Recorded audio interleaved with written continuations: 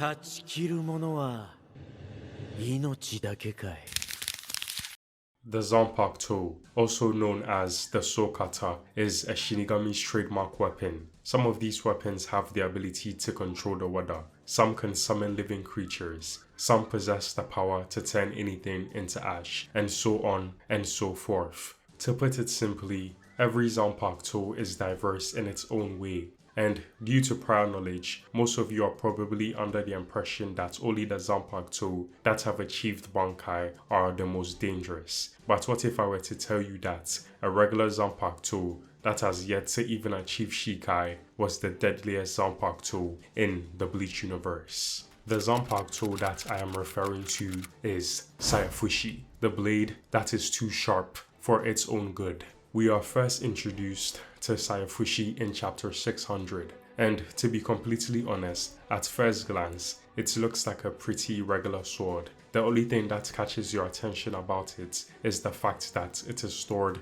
in a large tank full of jelly-like liquid. And this design choice isn't strictly for aesthetic. The sword is stored in a tank because it is incredibly sharp. Therefore, no ordinary scabbard can contain it, hence why it is called Sayafushi. In English, it translates to sheath dodger. Nimaya explains that because of its sharpness, no matter how many times it is used in battle, the blade never sustains any damage. Not even a single drop of blood sticks to it, and for that reason, Nimaya has not sent it down to the Serete because he believes that it is an incomplete sword. However, I completely disagree with Nimaya. This incomplete sword was able to one-shot all of the members of the Elite Guard. They didn't even get a second to react. It was really brutal to see. One cut was all it took to take Gerald out of the picture.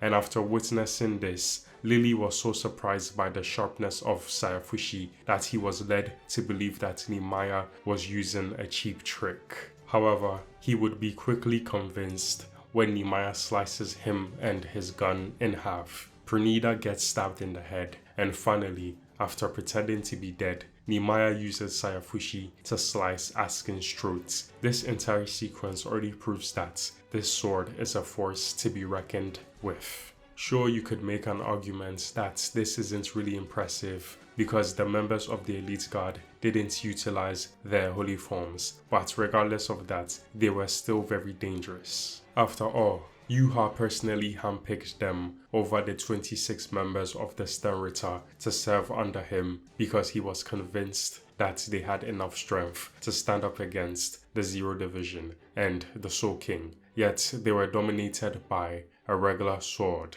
Unfortunately, this was the last we saw of Sayafushi because after Yuha uses the Ashwalin to resurrect the Elite Guard, Lily doesn't even hesitate to shoot Nimaya through the chest. A large number of people seem to confuse Sayafushi as Nimaya's Zanpakuto, but this is not the case. Nimaya's Zanpakuto has yet to be revealed. Sayafushi is a very bland Zanpakuto. Design-wise, it is very boring. There aren't any intricate patterns on its hilt, and it doesn't even change shape, nor does it have any unique abilities. So why am I so fascinated with this sword? Well, you see, that's because Sayafushi has yet to reveal its true potential. As of now, it is just an Asauchi, a nameless Zanpakuto, and without even having any spiritual pressure from a Shinigami flowing through it, it is still one of the most lethal Zanpakuto we have ever witnessed in the Bleach universe. Just imagine if Nimaya had a change of heart and decided to send it down to the Soul Society, and its wielder was able to materialize its Zanpakuto spirits into the physical world and achieve both Shikai and Bankai. The Soul Reaper in possession of Sayafushi would honestly be unstoppable. But as great as that sounds, this probably won't be an easy task because Sayafushi is not even willing to be sheathed. Imagine how difficult it would be to try to make it submit.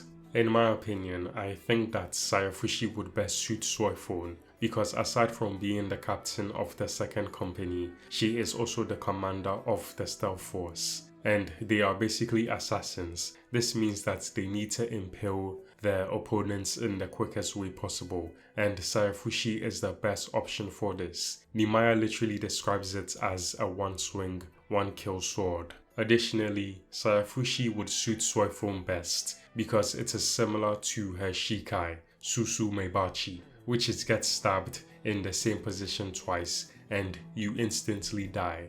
This scenario would be really interesting to see, but unfortunately it will never happen because in the Can't Sphere Your Own World light novel, it was revealed that Nimaya keeps Sayafushi locked up with a bunch of other Zanpakutos, and that was why when he pulled it out of the tank filled with jelly, it was all rickety.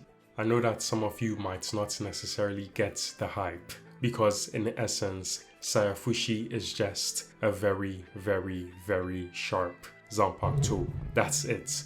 There's nothing special about it except for the fact that it specializes in killing, which to be honest should be expected of every sword, but regardless, I believe in its potential. Thank you for making it to the end, and if you enjoyed the video then please like and subscribe, and also turn on the notifications because it really helps the channel out. And also let me know down in the comment section what you guys think about my statement. Is Sayafushi really the deadliest Zanpakuto in Bleach? Yes or no? Peace out. Bye bye!